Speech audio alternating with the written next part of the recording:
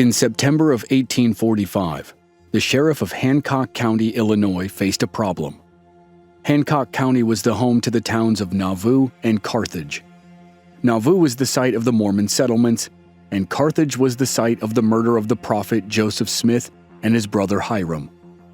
In the aftermath of the murder of the brothers at the Carthage jail, anti-Mormon sentiment in the area was rampant. 45 Mormon homes had been torn down or burned down, and a raiding party had sworn that it wouldn't rest until the whole town of Nauvoo had burned. The sheriff wasn't a Mormon, but he was now accused of being a Mormon sympathizer when he tried to raise a posse to keep the peace. Friends warned the sheriff that members of the Carthage Greys were after him. The militia unit had guarded Joseph Smith in prison and, some said, had stood by while the killings happened or actually helped in the acts. As the sheriff returned home to Carthage on the morning of September 16, 1845, he saw 3 mounted men, with 5 more in a light rig and a 2-horse wagon following behind them. He recognized the lead rider as Frank Worrell, lieutenant of the Carthage Greys. Worrell was one of the men who had been assigned to guard Joseph Smith on the night he was killed. Seeing the sheriff approach, Worrell spurred his horse into a gallop. The sheriff turned his mount and raced away, with the Carthage Grey riders in pursuit. As he dashed away, he noticed 2 men watering their horses by a nearby railroad. He sped toward them and yelled out that he was the sheriff of Hancock County.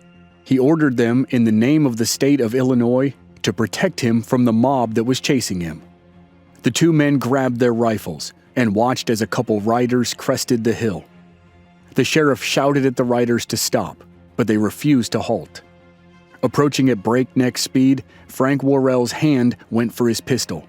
But before he could shoot, a ball fired from the rifle of one of the 2 men ripped through his abdomen and knocked him from his horse. The sheriff turned to the man holding the rifle, whom he recognized as Orrin Porter Rockwell.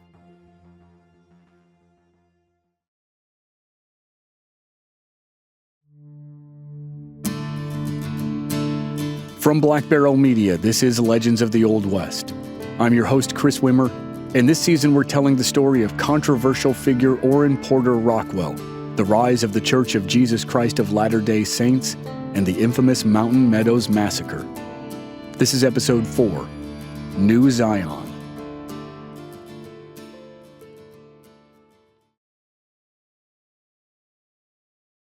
At Rockwell's trial for the killing of Frank Worrell, the sheriff testified that Rockwell was following a legal order to defend him, and Rockwell was set free. Rockwell had avenged his friend and the leader of his church, Joseph Smith, and at the same time, Rockwell's arrest and trial served as a distraction while the Mormons in Nauvoo hastily built wagons and sold or abandoned their properties to head west. The great exodus to the desert had begun. In the days after Smith's death, Porter Rockwell had told anyone who cared to listen that the anti-Mormon mob at the Carthage jail had eliminated the only man who could control him. But in the months to come, he would prove that he could be just as loyal and as useful to Brigham Young as he had been to Joseph Smith.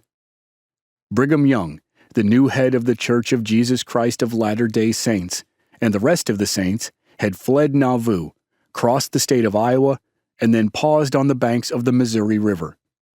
There, they regrouped while they waited for the best time to leave for the Rocky Mountains. It was already late in the fall, far too late to attempt to cross the plains and then the mountains before the snow started. Brigham Young and his council decided that an advance party should set off in the spring to find a spot for their new Zion and to blaze a trail for the others to follow. He chose Porter Rockwell as the scout and chief hunter of the advance group, which Young himself would lead. On April 14, 1847, the advance party left what they called winter quarters, just north of present-day Omaha, Nebraska, to start the long trek west. In a coincidence they probably knew nothing about, a group of westward travelers had taken a similar path the previous year. They would become known to history as the Donner Party, and one of their captains along the way was Lilburn Boggs, the former governor of Missouri and archenemy of Porter Rockwell. In April of 1847, as Rockwell guided the Mormon advance party west, the last of 3 rescue missions was witnessing the horror of the Donner Party camps in the Sierra Nevada mountains. Near the end of May, Rockwell returned from a scout to tell Brigham Young that he had spotted Chimney Rock, a distinctive rock formation in western Nebraska that would soon be a well-known marker for westward travelers. When the party stopped at Scotts Bluff, Nebraska, a few miles beyond Chimney Rock, the group feasted on antelope Porter provided. In early June, they reached Fort Laramie, Wyoming, where they were told that their old nemesis Lilburn Boggs had passed through the area a year earlier on his way to California. The Saints pushed on, and at the end of June, they passed a party heading east that included famous mountain man Jim Bridger. Bridger had been one of the first white men to see the Great Salt Lake, and he gave the Mormons a wake-up call about the land near the lake that they envisioned as their new Zion. There was no timber to cut down to build homes or fire. The area was full of Ute Indians, and the climate was too cold to grow corn. The travelers were undaunted, and the party pushed on for the Green River. There, a party of Saints who had sailed to California and traveled overland from the west arrived to tell Brigham Young that California was ideally suited for their new home. Refusing to be dissuaded, Young pushed his party toward the Great Salt Lake. Porter Rockwell continued to serve as scout and hunter as they crossed the Green River and passed the Hastings Cutoff, the fateful trail that helped doom the Donner Party. On the afternoon of July 21, 1847, the advance party, with Rockwell at the lead, entered Salt Lake Valley. 3 days later, Brigham Young and the rest of the company passed through Immigration Canyon and arrived at their new home.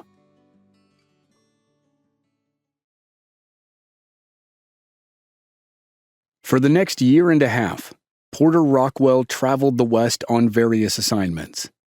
He rode with Brigham Young back across the plains to escort more Mormons to New Zion.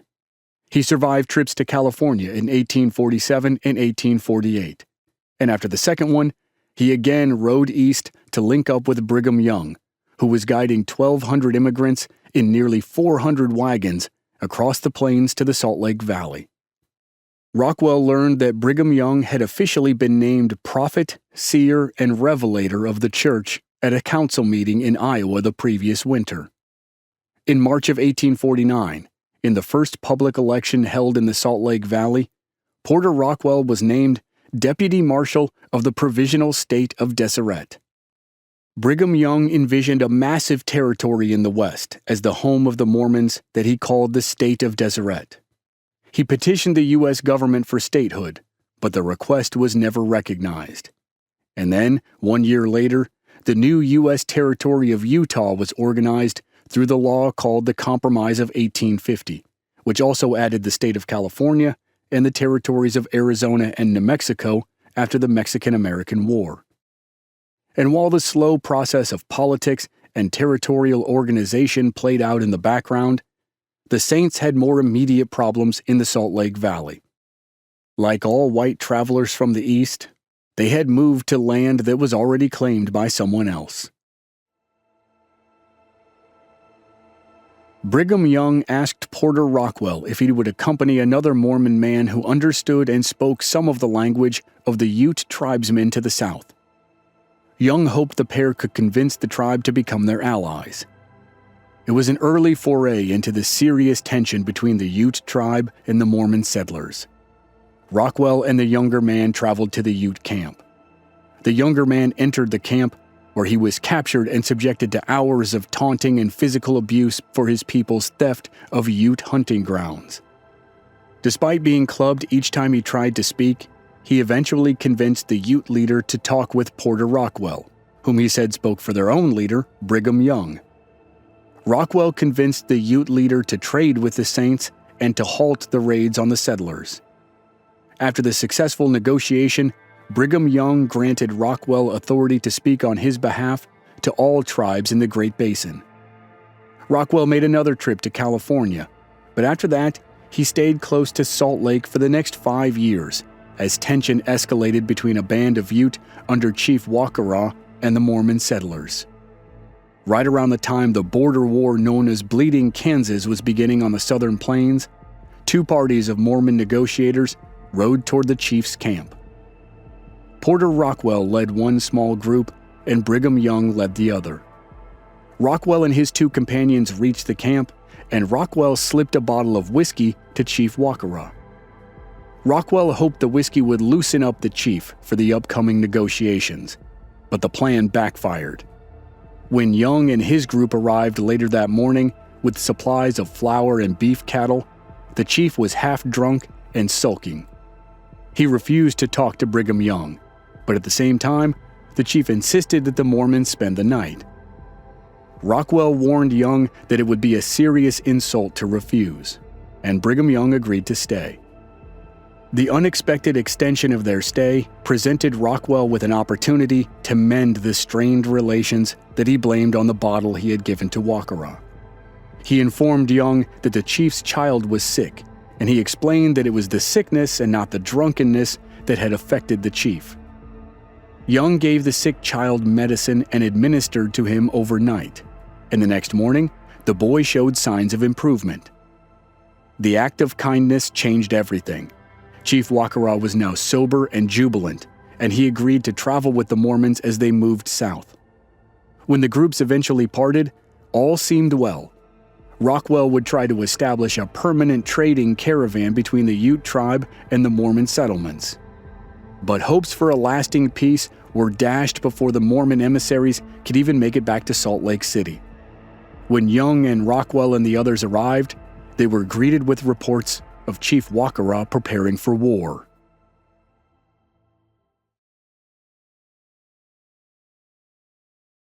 Settlers in the town of Nephi, 80 miles south of Salt Lake City and in the domain of Chief Wakara, were working to raise a defensive wall around the city.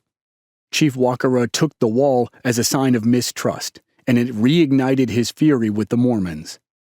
Brigham Young acted quickly and dispatched Porter Rockwell with a letter to Wakara, aiming to quell the escalating tensions. Upon their arrival at Nephi, Rockwell and his group found Wakara incensed over the perceived treachery of the wall construction. Wakara's confrontation with the settlers over their actions led to a passionate exchange, where he accused them of preparing for conflict under the guise of seeking peace. As an interpreter read Young's letter to Wakara, the chief's anger reached its peak. He grabbed the letter, threw it on the ground, and stepped on it as he walked away. It was a vehement declaration of his independence and power. The situation escalated as Wakara ordered his camp to move, leading to a hurried departure toward Salt Creek Canyon. The small Mormon group was outnumbered by 50 warriors and found itself in a precarious position. In the commotion, Rockwell and his party were able to retreat behind the walls of Nephi, where they ended up experiencing another dramatic turnaround. The chief, accompanied by his son and a sub-chief, approached the settlement.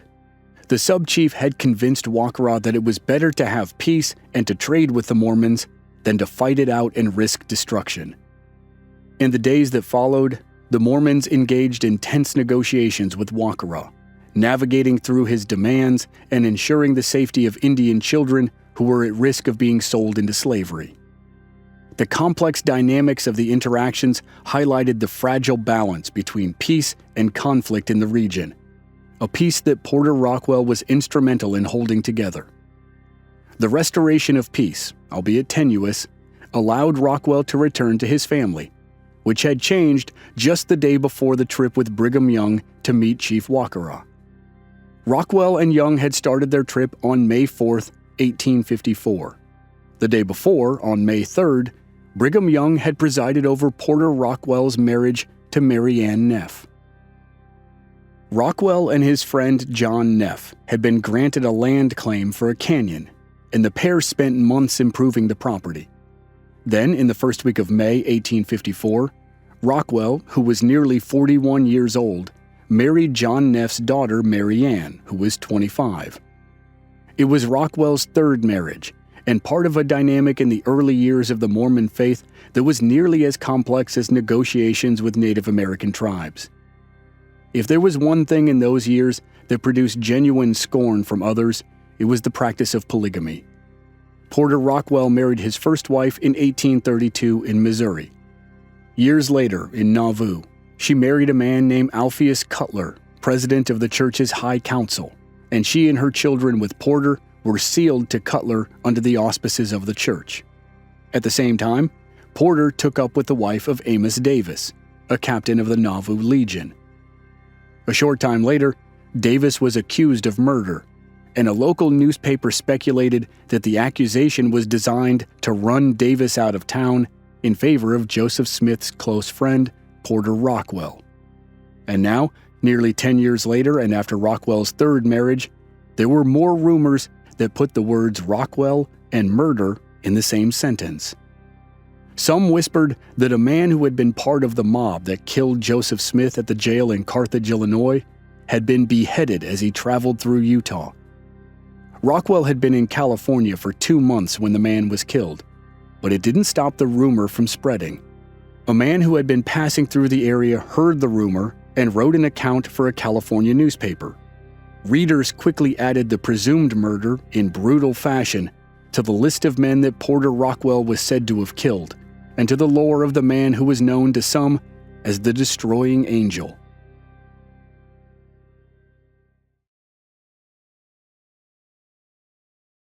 On the last day of August, 1854, Lieutenant Colonel Edward Steptoe of the U.S. Army rode into Salt Lake City with 300 soldiers.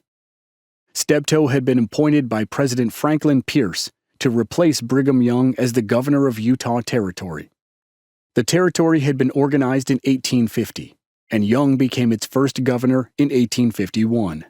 Now, 3 years later, Lieutenant Colonel Steptoe assessed the situation and the potential for conflict between the U.S. government and the Mormon settlers. Brigham Young and the LDS Church had established a significant and largely autonomous community in Utah, and because of their previous conflicts with the state governments in Missouri and Illinois, and the denial of their appeals for help to President Martin Van Buren and the federal government, the Saints were wary of federal interference in their affairs. Despite his military command and official appointment, Steptoe chose not to assert his authority as governor. He determined that the Mormon faithful would be resistant to his leadership, and he declined the governorship. While seemingly a gesture of conciliation, the tension of the moment foreshadowed an imminent escalation and the federal government's shift toward a more confrontational approach with Utah, the LDS Church, and Brigham Young. The slow burn of the next 3 years had begun. Porter Rockwell guided Lieutenant Colonel Steptoe's men on 2 missions. Steptoe asked Brigham Young for help in apprehending some Ute warriors who had ambushed a survey crew the previous year. The crew had been scouting a path for the Transcontinental Railroad, and warriors had killed Captain John W. Gunnison and 7 of his men. Next, Rockwell led Steptoe's men from Salt Lake to California. Steptoe's quartermaster sent a letter to the quartermaster general that testified to Rockwell's abilities. It said, "As a matter of security, another party was organized under Porter Rockwell, a Mormon, but a man of strong mind and independent spirit, a capital guide, and a fearless prairieman." As Rockwell guided Steptoe and his troops out of Utah and into California, Rockwell took the opportunity to visit his sister Electa, who lived in California's Santa Clara County. He also visited Agnes Coolbrith, and that simple visit ended up having a big impact on Porter Rockwell. Agnes had been the wife of Don Carlos Smith, Joseph Smith's youngest brother. When Don Carlos died of pneumonia in Nauvoo in 1841, Agnes became the 7th of Joseph Smith's plural wives. 13 years later, when Porter visited Agnes, she was recovering from a recent bout of typhoid fever that had caused her to lose all her hair. Joseph Smith had prophesied that Porter Rockwell could not be hurt by bullet or blade if he didn't cut his hair. It had been a decade since Smith said those words, and Rockwell hadn't trimmed a single lock. But seeing his friend's wife lying in bed, sick and bald, Porter made a decision. He cut his hair short and took his famously long locks to a wig maker, who turned Porter's hair into a wig for Agnes Coolbrith. When Porter returned to Salt Lake, he was tasked with escorting a group east, including Almon Babbitt, the Secretary of Utah Territory. Again, it was an innocent errand that ended up having a big impact. Babbitt, who was a former Mormon, had been entrusted with congressional funding to build a state house in Salt Lake City that would serve as the seat of the territorial government. Babbitt was headed for Washington, D.C. to report to the federal government and to return with supplies for the new state house. 8 weeks later, an ox train with cases of books, stationery, supplies, and new carpet for the building set out for Salt Lake, with Babbitt and his party following a few days later. A day out from Fort Kearny, Babbitt and his party found the remains of the wagon train. It had been attacked by Cheyenne dog soldiers, and one man had survived. At the fort, Babbitt ran into Rockwell. Porter went with Babbitt to inspect the site of the attack, where Porter was hired to refit the supply train and haul the supplies to Salt Lake. Babbitt insisted on setting out immediately, despite the fort's commander warning him that the Cheyenne dog soldiers were still in the area. Days later, Cheyenne warriors attempted to trade goods at Fort Laramie, including a gold watch and ring that belonged to Babbitt. They had killed and scalped Babbitt and his party, and had stolen the goods that were meant for the state house. When Porter Rockwell arrived at Fort Laramie with the additional supplies he had been hired to carry, many people assumed that the destroying angel had dressed up as an Indian, painted his face, and killed Babbitt and his party. As wild and as improbable as it sounded, the rumor eventually reached Washington, where concern over the Mormon theocracy in the Utah Territory was rapidly growing.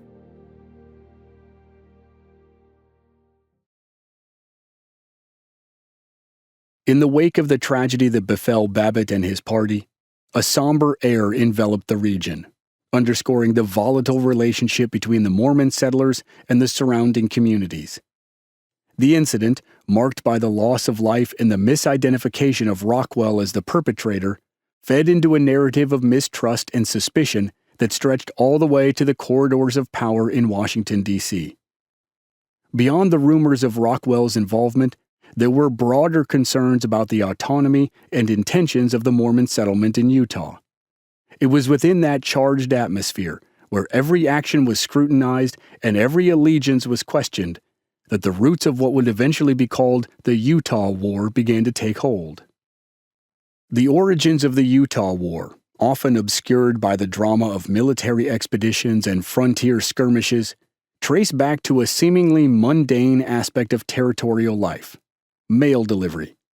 Brigham Young saw an opportunity to monopolize the vital mail route between the East and California, so he created the Brigham Young Express and Carrying Company, which was abbreviated BYX. At its foundation, the BYX mail service was two men. Porter Rockwell carried the mail from Salt Lake City to Fort Laramie, Wyoming, and Bill Hickman carried it from the fort all the way to Independence, Missouri. At the end of the inaugural run, Porter arrived back at Salt Lake with the first mail delivery in months, and one piece of news he carried was particularly concerning for the Saints. William Drummond, Associate Justice of the Supreme Court of Utah Territory, had submitted his resignation, and he was now publicly criticizing Mormon practices and governance, especially polygamy. He suggested that the federal government finish what it had set out to do with Edward Steptoe several years earlier.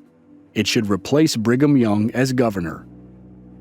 When the spring snows thawed, Porter Rockwell set off carrying the mail to Fort Laramie, where he found himself thrust into the middle of an oncoming metaphorical storm.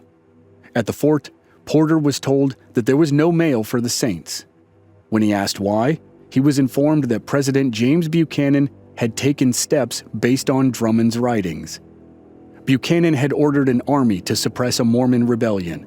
He had sent another replacement for Brigham Young, and he had sent a full complement of federal officials and 2,500 troops to Salt Lake City to make sure his orders were followed. Porter Rockwell had seen Joseph Smith struck down by armed men who disagreed with his religion. The threat that now faced current church leader Brigham Young was existential, and Rockwell wasn't going to wait in Fort Laramie to see how it played out. Rockwell raced 413 miles back to Salt Lake to warn Brigham Young of the impending military threat. Upon Rockwell's return and breathless report, the gravity of his news compelled Brigham Young to declare martial law. He prepared the saints for a defensive posture that he hoped would repel the perceived invasion without bloodshed. If that was truly Young's intent, no bloodshed, it turned out to be darkly ironic and terribly tragic. The bloodiest and most infamous chapter in Latter-day Saints history was 6 weeks away. Next time on Legends of the Old West, a wagon train rolls through southern Utah territory on its way to California. The Saints believe the travelers are government spies or are otherwise associated with the Army column that is headed for Utah. Fear and suspicion lead to an attack that becomes known as the Mountain Meadows Massacre. That's next time on Legends of the Old West. Members of our Black Barrel Plus program don't have to wait week to week to receive new episodes. They receive the entire season to binge all at once with no commercials, and they also receive exclusive bonus episodes. Sign up now through the link in the show notes or on our website blackbarrelmedia.com. Memberships are just $5 per month. This series was researched and written by Matthew Kearns. Original music by Rob Valier. I'm your host and producer, Chris Wimmer.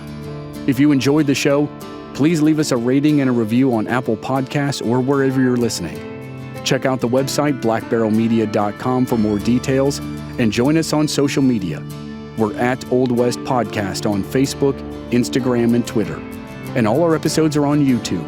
Just search for Legends of the Old West Podcast. Thanks for listening.